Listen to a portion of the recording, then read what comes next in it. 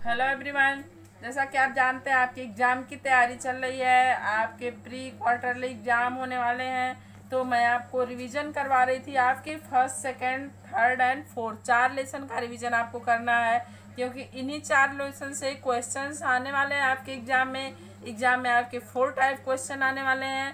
तो आपको मैंने फर्स्ट और सेकेंड लेसन का जो है पूरा लेसन चैप्टर आपको एक्सप्लेन कर दिया, दोबारा रिवाइज करवा दिया।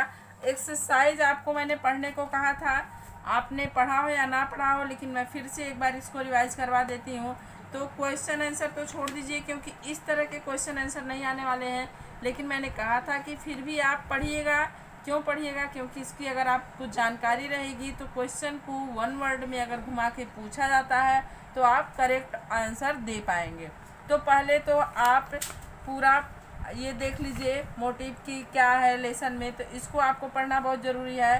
भाषा द्वारा हम अपने विचारों को दूसरों के सामने प्रकट करते हैं और दूसरों के विचारों को सुनते समझते और उत्तर देते हैं। तो ये तो हो गई भाषा की बात। फिर है भारतीय संविधान में 14 सितंबर 1949 को हिंदी भाषा को राजभाषा के रूप में मान्यता मिली। ये भी जानना आपको बहुत ज़रूरी है। बोली भाषा का स्थानीय या क्षेत्रीय रूप होती है। ये हो गया आपका। वर्णों या अक्षरों को लिखने की विधि को लिपि कहते हैं। ये हो गया। जिस शास्त्र द्वारा हम किसी भाषा को शुद्ध रूप से बोलना पढ़ना लिखना सीखते हैं उसे व्याकरण कहते हैं। ये हो गया आपका। अब इसके बाद हमको एक्सरसाइज देखनी है। एक्सरसाइज में क्या है देखिए, इसी टाइप के क्वेश्चन आपके आने वाले हैं, जैसे टिक द करेक्ट ऑप्शन। तो ये आपके इस टाइप के क्वेश्चन रहेंगे। कुछ हमारे विचारों को प्रकट करने का साधन है, तो ये भाषा है। फिर भारतीय संविधान में किस भाषा को राजभाषा की मान्यता मिली है, तो आप जानते हैं, आपने बुक में टिक किया है। हिंदी को राजभाषा की मान्यता मिली है। अंग्रेजी भाषा की लिपि क्या है? रोमन है। इसके अलावा आपको अन्य कई भाषाओं की मुख्य भाषाओं की लिपि के बारे में जानकारी रखना है। जैसे हिंदी की लिपि क्या है? हिंदी की लिपि देवनागरी है। उर्दू की लिपि क्या है? उर्दू की फारसी है। इसके अलावा जो हो गया अन्य भारतीय भाषाओं जैसे गुजराती की लिपि क्या है, और बंगाली की लिपि क्या है, पंजाबी की लिपि क्या है, तमिल की लिपि क्या है। इस तरह से मुख्य भाषाओं को, जिन 22 भाषाओं को मान्यता प्राप्त है, उसमें से कुछ मुख्य भाषाएं जो हैं उनकी लिपियाँ आपको जानकारी में रखना है, उनको आपको याद करना है। फिर देखिए, ये भी आपका एक टाइप है क्वेश्चन का, रिक्त स्थानों की पूर्ति। तो रिक्त स्थान की पूर्ति भी आप देख लीजिएगा। भाषा हमारे विचारों का आदान प्रदान करती है। हमारी राष्ट्रभाषा हिंदी है। बोली एक सीमित क्षेत्र तक ही बोली जाती है। और यह है आपका, देखिए, हमारे देश में 22 भाषाओं को मान्यता मिली है।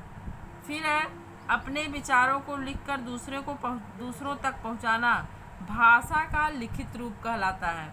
तो ये हो गया आपका। फिर है भारत के इन राज्यों में किस भाषा का प्रयोग होता है।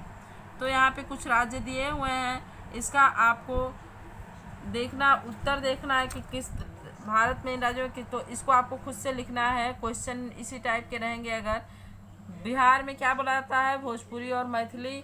महाराष्ट्र में मराठी। गुजरात में गुजराती। पंजाब में आप जानते ही हैं पंजाबी। कश्मीर में कश्मीरी और डोगरी। उत्तर प्रदेश में हिंदी बोली जाती है। हरियाणा में हरियाणवी हिंदी बोली जाती है। और मध्य प्रदेश में भी हिंदी बोली जाती है। इसके अलावा है हिंदी को इन शब्दों में को रोमन लिपि में लिखिए। फिलहाल इस तरह के क्वेश्चन तो नहीं आने वाले हैं, लेकिन इसको आप देख लीजिएगा एक बार। इस तरह के क्वेश्चन बुक में, पेपर में इस बार नहीं आने वाले हैं। फिर नेक्स्ट क्वेश्चन है, निम्नलिखित भाषा का कौन सा रूप प्रयुक्त हुआ है? कौन सा रूप? तो यहाँ पे आप देख रहे हैं, भाषण में मौखिक भाषा प्रयोग हुआ है। फिर काव्य पाठ में भी मौखिक भाषा ही है। काव्य का जब आप पाठ करते हैं तो मौखिक भाषा का प्रयोग करते हैं। पुस्तक क्या होती है? पुस्तक लिखित भाषा में लिखी जाती है। एक तरह से लिखना और पढ़ना दोनों लिखित भाषा का रूप माना जाता है। चूँकि हम पढ़ते हैं, आपको लगेगा कि हम बोल के पढ़ते हैं, लेकिन होता क्या है, अगर हमारे पास पुस्तक नहीं है, उसका लिखा हुआ रूप नहीं, तो हम पढ़ेंगे क्या? इसलिए पुस्तक को भी लिखित भाषा का रूप माना जाता है। फिर बातचीत है। बातचीत हमेशा मौखिक भाषा में होती है, इसको हम बोलकर ही कर सकते हैं, इसको हम लिख के नहीं बातचीत करते हैं। अगर हम करना भी चाहें, करेंगे भी, तो उसमें काफ़ी परेशानी हमको आएगी।